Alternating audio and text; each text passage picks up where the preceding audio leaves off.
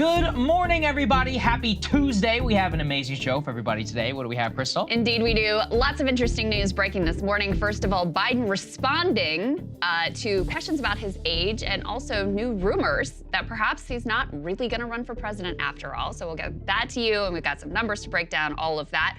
Also, the press is actually discussing the problem of corruption in Ukraine. We'll give you all the parameters and guidelines of when you're allowed to discuss such things. We've been given the green light just for today only, basically, so we'll dig into all of that. Also, Burning Man becomes Drowning Man as the festival turns somewhat disastrous, but it looks like folks are leaving and have left now, so we'll break that down for you. Trump with a long diatribe against electric vehicles, so that's interesting. We'll react to that. And Bill Maher with quite a take on the writer's strike. We also have author Freddie DeBoer has a new book that I'm very excited to dig into with him. It's called How Elites Ate the Social Justice Movement, so he will be joining us this morning as well. Yeah, we're really excited for all of that, and thank you again to all of our premium subscribers who've been signing up, who've been helping us out. We have got that focus group in the works, guys. We're really excited about it. We're in the final stages. We'll be able to bring that to everybody very, very soon. It's going to be in a battleground state. We've got people from all over the political spectrum within the Republican Party, undecided, and others are working with a very professional firm. This stuff does cost, though, a hell of a lot of money, as I said, in order to produce this type of content. So if you are able to, breakingpoints.com, become a premium subscriber. You guys are really helping us out at this time. Let's get into Biden. Indeed. So there are some new DC insider rumors that perhaps Joe Biden is not going to complete the presidential campaign. Maybe he's going to step aside and someone else is going to jump in. I've always been skeptical of this, but those rumors have been renewed. And we also have some new numbers that are pretty dire about how people, including Democrats, feel about Joe Biden's age. He clearly, over the Labor Day weekend, felt compelled to respond to some of this critique and some of these rumors. Let's take a listen to what he had to say. Someone said, you know, that Biden, he's getting old, man. I tell you what. Well, guess what? Guess what? You know, the only thing that comes with age is a little bit of wisdom. I've been doing this longer than anybody, and guess what? I'm going to continue to do it with your help. Going to continue to do it with your help. Wisdom, dementia, risk of death. I mean, look, again, I don't want to be unkind, but how can we be sitting here, you know, in the age of watching this man clearly on the decline over the last several years, on top of the Mitch McConnell incident and the Dianne Feinstein incident, and not say that age is not the most real concern that there really is about Joe Biden. Even put the policy and all that other aside, there's basically no defense of it, which is why most people aren't even able to acknowledge it. You know, Krystal, in my opinion, the only reason that the media is even able or even has to address this is because poll after poll after poll shows that it is the #1 concern, not just of all voters, but even of the vast majority of Democratic voters. Well, I have a little prediction to make here based on our past experience in 2020 when there was a period of time where it was okay to talk about his decline, it was okay to talk about his age. And then once it was clear that, you know, Pete or Kamala or Beto or whoever the other media candidates, you know, weren't going to succeed, then suddenly you couldn't talk about it. You know, it was ableist, this is just his stutter. Et cetera. And so I think we'll see a similar thing. There's still some wish casting right now in the media that, oh, maybe he'll step aside. Maybe we'll get the candidate of our dreams, Pete Buttigieg or whatever. And so some of this talk is allowed. And also to your point, I mean, the poll numbers are just overwhelming and sort of indisputable and undeniable. So it is kind of hard to avoid.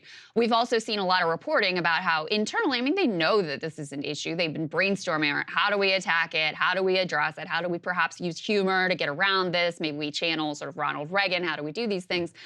I would actually feel totally different about this issue if Biden was willing to subject himself to a just regular democratic process. Right. Subject himself to a bunch of interviews, including some contentious interviews, not just like puff pieces with wellness experts or whatever.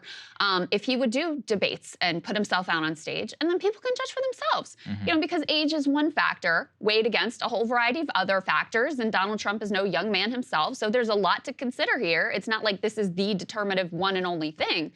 But you're not even giving people the chance to really assess how you are and whether or not you're truly up to the job. So I would feel differently about these things if he was willing to subject himself truly to the rigors of a real democratic process, but he isn't. And by the way, Trump isn't either, from what we've seen thus far with him skipping his debates. Nate Silver had a good write-up, just looking at the numbers of, is this a legitimate issue? Is there a big difference between the age that Biden was when he started, between the age that Trump is versus where Biden is now, versus where Biden will be if he finishes a second term? Let's go ahead and put this up on the screen. And basically, if you're looking at the numbers here, effectively the actuarial tables, it makes a big difference. You can see the way that the chance of death in the upcoming year basically skyrockets, especially over the age of 80. So you see this chart. This depicts the annual risk of death for an American non-Hispanic white male, which applies to both Biden and Trump, in 2019 and 2020, according to the CDC. At age 70, and just keep this up on the screen, guys, so people have the visual. At age 70, Nate Silver writes, Trump's age when he was inaugurated for his first term, the risk of death in the upcoming year for a white American man is 2.4%. So not nothing, but, on the lower side. By age 78, that'll be Trump's age in 2025, that risk has roughly doubled to almost 5%. At 82, Biden's age, if he is reinaugurated in 2025, it's increased further to 7.3%. And the risk of dying in a given year is 11% by age 86, which would be Biden's age at the end of his second term. So by the time his second term would be over, he would have a more than 1 in 10 chance of dying in that year. This is a serious consideration, especially when you're thinking about, all right, who's the vice presidential candidate? How do I feel about that person? Furthermore, according to the Alzheimer's Association, this age range is also associated with a sharp increase in Alzheimer's dementia, which, by the way, was a concern and a valid one in Ronald Reagan's second term. So Nate Silver basically making the case here that voters are worried about it, and they're not wrong to be worried about it. And just to underscore how much voters are worried about it, put this next chart up on the screen. We can see 3/4 of U.S. adults say Biden is too old for a second term. It is overwhelming among Republicans, certainly, 89%. It's overwhelming among independents, 74%. It's overwhelming among Democrats, 69% say that Biden is too old. And roughly the same number of Democrats say Trump is too old as well. The numbers for Trump among independents are 48%, and among Republicans much lower at 28%. So overall, 3/4 of U.S. adults say Biden is too old for a second term. Now, as I said, is this the only thing voters are weighing? No, it's not the only thing.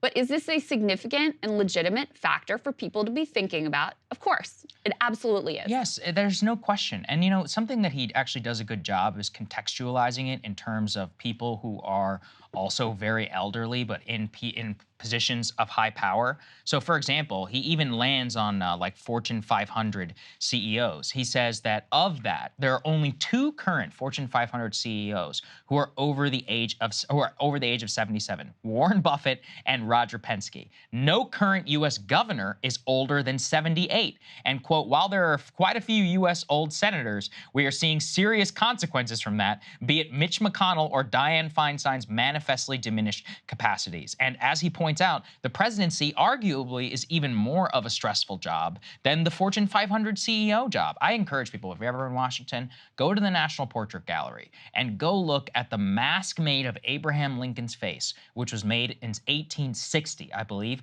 and then look at the mask that was taken of his face on the day that he died in 1865. The lines that are etched into his forehead, the gaunt nature of his cheeks shows the sheer amount of stress that was exerted on him in just a 4.5-year period during the Civil War. I'm not comparing that to current times, but I'm just giving people an idea. In the worst of times, this job will kill you. FDR, I mean, unquestionably, he, of course, had problems, but the stress of World War II and 12 years in the presidency, he was a dead man by the time he was reelected for his 4th term. He only lived like 80 days into that term. There are serious consequences to covering this stuff up. And I will always remind people, we had this conversation in the Reagan years, where Reagan, currently, as you said, Krystal, proved himself via the democratic process by charging and turning around his age on Walter Mondale. And he was only 68 when he's president. He's a spring chicken compared to both of these guys. So I think Silver does a fantastic job of laying out the very legitimate concern. And the most important thing to underscore, too, on those probabilities, that is not the cumulative chance of death. It's the annual chance of death. Right. More than 1 in 10 chance of dropping dead of natural causes in your last year while you're in office. And that is for people who are not in the most stressful job in the world, who are retired, hopefully, sitting on a porch, or, even whenever they're in good health. Even the most minuscule thing can take you out when you're that old. Yeah, that is true. So, I mean, important to keep those numbers in mind, and also just to not allow the media to gaslight you that this is not a legitimate issue. Of course, it's a legitimate issue to consider. I mean, obviously, both of these men are elderly, so that makes the choice not too appealing on either side. We also have new evidence that these concerns about Biden's age and also concerns about his economic stewardship are really weighing on him in terms of re-election. Put this up on the screen from the Wall Street Journal.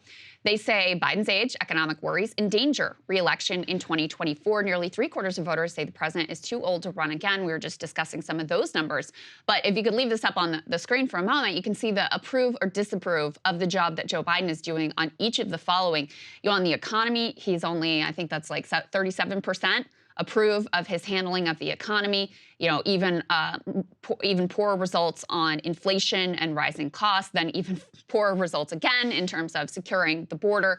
He does decently well on improving infrastructure, but and actually decently well on creating jobs, which is kind of interesting that there's a significant separation between how people feel about the economy overall and how they feel about job creation and the unemployment rate. It really underscores the fact that there's a low unemployment rate. There are a good number of jobs out there, but are they good jobs? Are you able to afford a house? Are you able to afford a car? Are you able to afford just to make ends meet at the end of the month? Just to dig into these numbers a little bit more, I think this is a big problem for Joe Biden. By an 11-point margin, more voters see Trump rather than Biden as having a record of accomplishments as president. Some 40% said Biden has such a record. 51% said so of Trump. By an 8-point margin, more voters said Trump has a vision for the future. And by 10 points, more described Trump as mentally up to the presidency. Some 46% said that is true of Trump, so not even a majority for Trump, but better than the 36% who said so of Biden.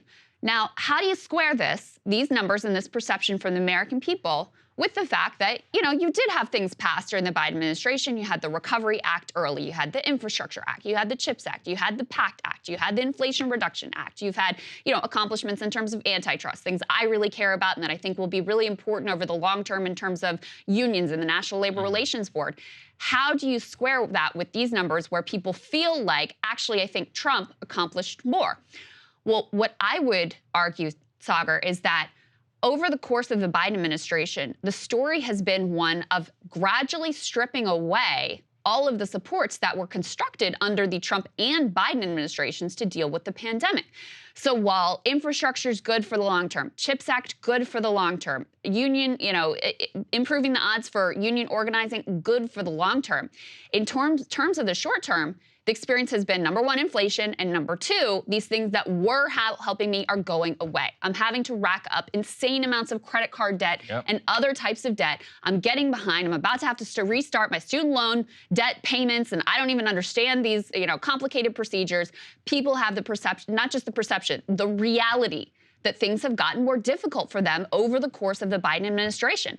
And so it makes all the sense in the world that they would be unhappy with his economic stewardship and, basically giving Trump another shot in a toss-up race that has a 50-50 chance of going in either direction at this point. I would also argue there was a Kennedy term that was in vogue at the time in the 1960s about vigor. And when they looked at Kennedy, they felt that he was a vigorous man and he was vigorously attacking the problems that we had. As I've said before, a lot of that ended up being methamphetamine that was being injected into him, but the appearance was there nonetheless. And the point, I think, is that with inflation, I said so much of this, people want to go back and roll the tape from over 2 years ago. I'm like, listen, people are not stupid. They know that you're not solely responsible for the price of gas, but they do need to feel as if you are attacking it with vigor every single day. Yeah. He didn't do anything with the SPR, and they drained it. He hasn't refilled it since then, after he left us more vulnerable. I mean, there was a sense, at least a small sense, I think, of vigor-ish in the first 2 to 3 months of the presidency. I think he really killed himself by bringing back mask mandates and all the other nonsense for the first year or so. He got himself totally derailed by COVID. And during that time, when we had supply chains and all of that explode with the pricing, with inflation, he never let himself get ahead of the ball. He always is behind it. And he's basically fallen way behind it ever since. Even in some of the things you're talking about, Krystal, it's all been half measured. So like on the union front, be like, yeah, he ruled this nice way on the NLRB. I mean, ask the railway workers how that worked out for him, at the time. Ask why, and we're going to do a whole segment on this later about the UAW and why they refused to endorse Biden. There's just been a series of things that were done that were not done in the most wholehearted manner. Now, look, on the Trump front, I think one of the reasons why is because, A, Trump was the beneficiary, of course, of the zero interest rate phenomenon. He had the Tax Cuts and Jobs Act. But also, even though people vigorously, again, attacked his approach to COVID, let's say on the actual COVID front. Yeah. You can't deny the economic things that were put into place